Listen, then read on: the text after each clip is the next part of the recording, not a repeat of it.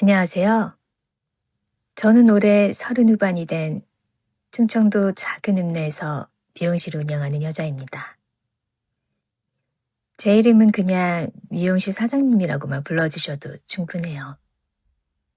어차피 이 동네 사람들은 다 그렇게 부르니까요. 사실 제가 이 이야기를 입 밖으로 꺼내는 건 오늘이 처음이에요. 가족한테도 친한 친구한테도 차마 말 못했거든요. 내용이 너무 복잡하기도 하고 솔직히 아직 제 마음속에서 정리가 안 된 부분도 있어서요. 그래도 오늘은 용기 내서 한번 다 꺼내보려고 합니다. 듣다 보면 아마 나도 비슷한 거 겪었는데 하시는 분들 분명 계실 거예요. 사돈지간에 얽힌 이야기거든요. 저희 어머니는 참 특이한 분이셨어요. 이상하다는 뜻이 아니라 사람이 어떻게 저렇게까지 남을 잘 챙기나 싶을 정도로 주변에 정을 많이 주셨거든요. 제가 자란 곳은 충청도의 아주 작은 읍내인데요. 중학교 한 반에 애들이 15명 뿐이었고 그 애들이 고등학교까지 그대로 같이 올라갈 정도로 좁은 동네였죠.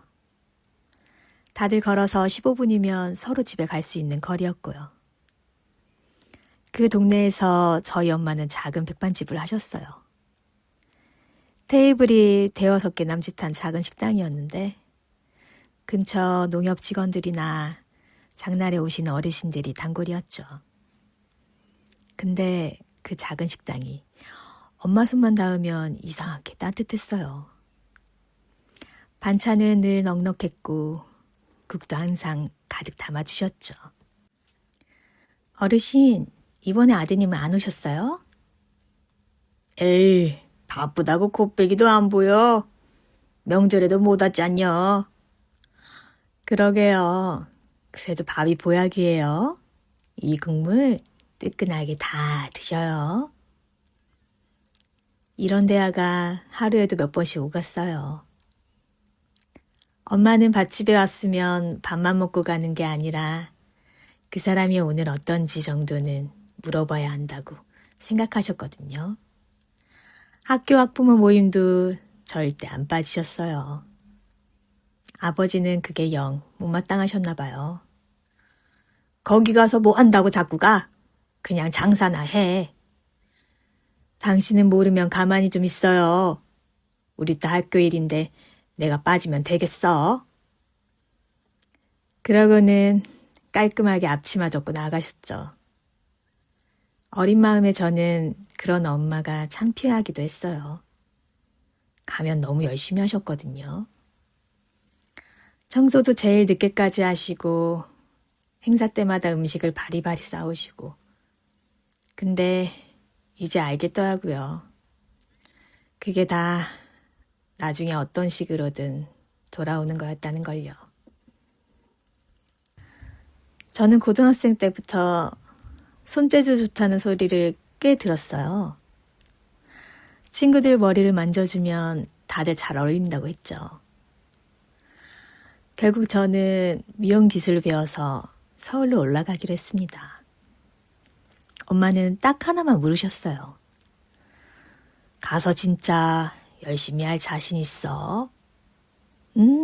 자신 있어. 그럼 가. 대신 힘들다고 바로 포기하면 안 된다. 알지? 서울 강남의 헤어샵 막내 생활은 정말 고됐습니다. 아침 8시부터 밤 11시까지 그래도 버텼어요. 포기하지 말라던 엄마 말이 이상하게 마음속에 오래 남았거든요.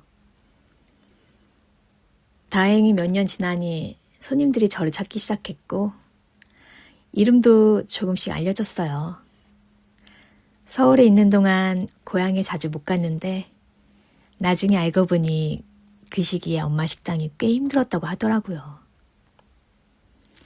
저한테는 끝까지 괜찮다고만 하셨으면서 엄마는 늘 그런 식이었어요. 본인 힘든 건 숨기고 남 힘든 건 귀신같이 알아채는 사람. 고향에 성덕이라는 오랜 친구가 있었어요. 이름부터 고향 냄새 무신 나죠? 저랑은 중학교부터 고등학교까지 쭉 같이 다닌 동갑내기 친구였어요. 읍내가 워낙 좁으니까 그냥 오며 가며 얼굴 보는 사이였죠. 처음에는 별로 안 친했어요. 그러다 고2 때 제가 학교 행사 준비로 무거운 짐을 끙끙대며 옮기고 있으면 성도이가 어디선가 나타나서 툭 들어주곤 했거든요. 무심하게요. 고마워. 무겁잖아. 이리 내. 말이 참 없는 애였는데 어느 날은 경운기를 얻어 탔다면서 같이 타자고 손짓을 하는 거예요. 학교 정문 앞에서 내릴 때 얼마나 창피했는지 몰라요. 야, 성덕아. 경운기가 뭐야. 진짜 창피하게. 빠르고 좋구먼. 왜 그래. 넌 다리도 짧으니까 이거라도 타야지. 면전에서 얄미운 소리를 해도 묘하게 화가 안 나는 친구였어요. 졸업 후 저는 서울로, 성덕이는 지방대로 가면서 자연스럽게 저희는 멀어졌는데 15년쯤 지나 서울에서 우연히 다시 만났습니다. 그 시골 소년이 아주 번듯한 은혜원이 되었더라고요. 저희는 오랜만에 만났는데도 어릴 때 친구라 그런지 어색함이 하나도 없었어요. 야, 강남에서 제일 잘 나가는 디자이너 얼굴 뵙기 참 힘드네. 어머, 성덕아, 너 진짜 많이 변했다.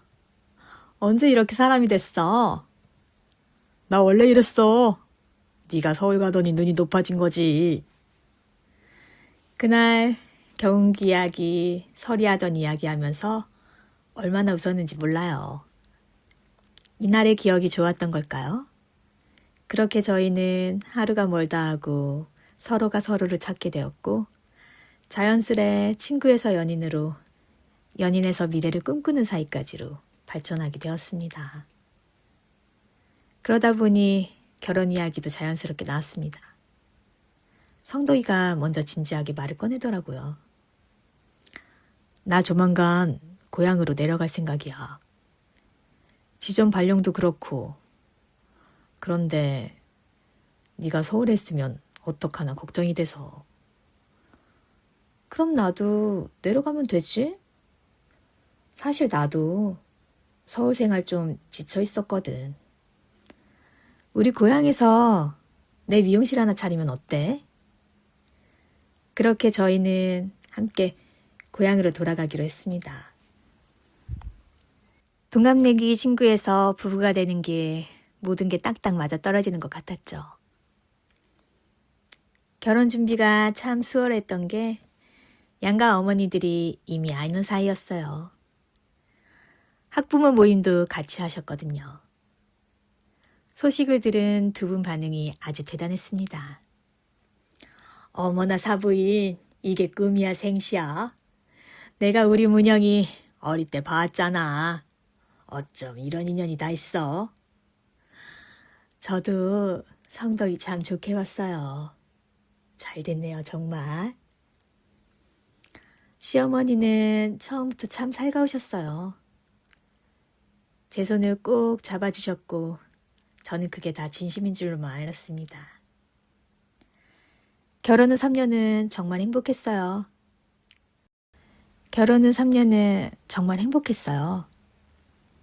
저는 강남 디자이너로 소문나 미용실도 잘 됐고 남편 성덕이는 직장도 성실하게 다녔고요. 저희는 저녁마다 엄마 식당 가서 같이 밥 먹는 게 인생의 낙이었죠. 근데 3년쯤 지나니까 조금씩 이상한 기류가 흐르기 시작했어요. 시어머니가 저희 엄마 식당에 자주 오시는데 언제부턴가 계산을 안 하시는 거예요. 나중엔 지인들까지 데려오시더라고요. 결국 엄마가 조심스럽게 저한테 말씀하셨어요. 문영아, 사부인이 요즘 자주 오시는데 계산을 잘 안 하셔. 벌써 몇 달째네.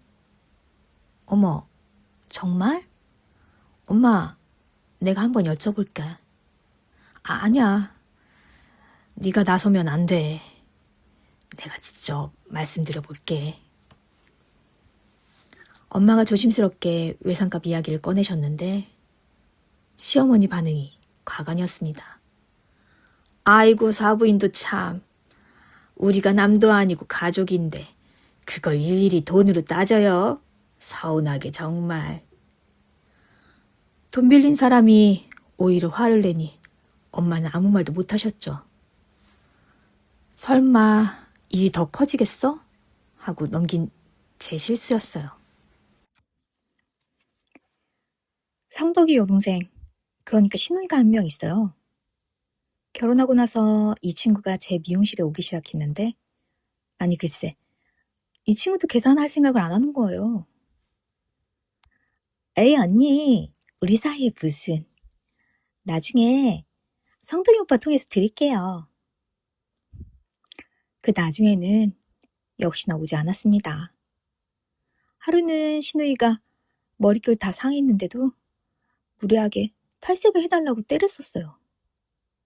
제가 안 된다고 말려도 막무가내였죠. 결국 해줬는데 머리카락이 툭툭 끊어지기 시작했어요. 그랬더니 신우이가 적반하장으로 화를 내는 겁니다.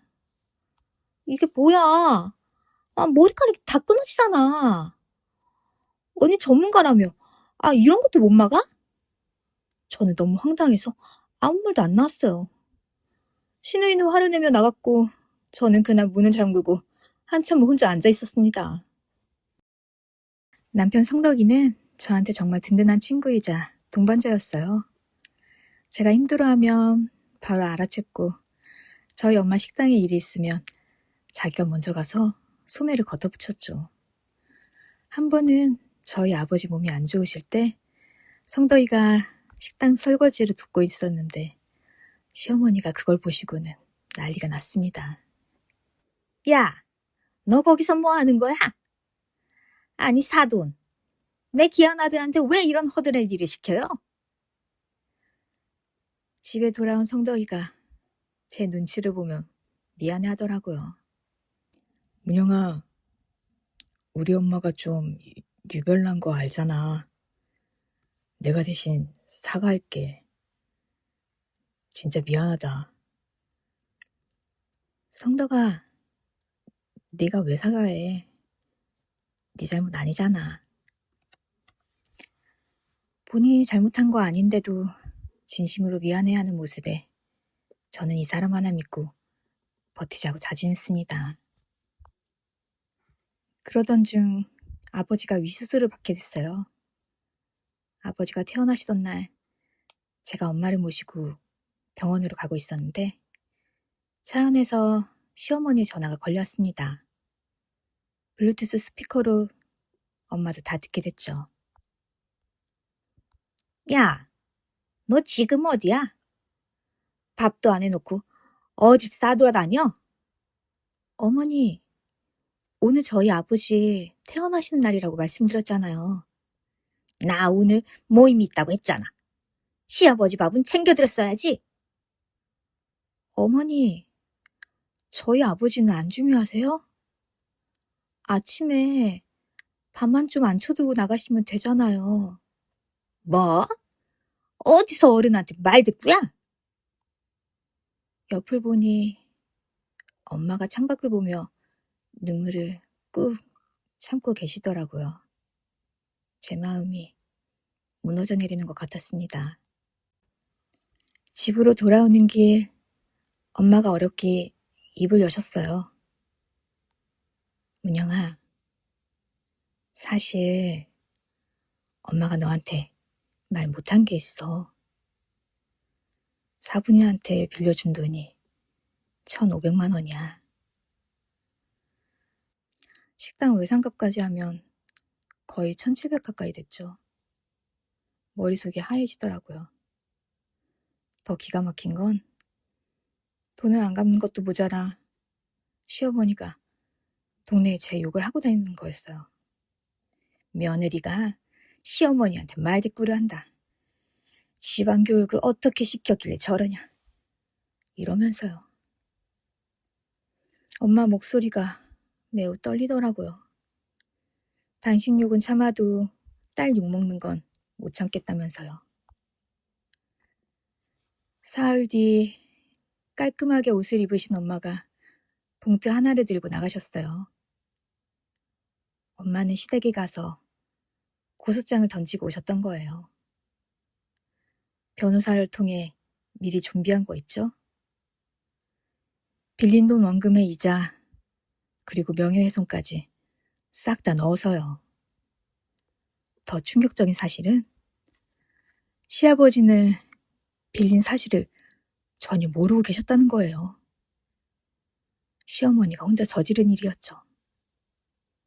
그 돈 어디에 썼냐고요? 시누이 성형수술비였답니다. 딸을 좋은데 시집 보내겠다고 사돈 돈을 빌려 쓴 거였어요. 그날 밤 시댁은 말 그대로 뒤집어졌습니다. 모든 사실을 다 아시게 된 시아버지는 노바대발하셨고 성덕이는 저와 장모님께 미안해서 어쩔 줄을 몰라 했죠.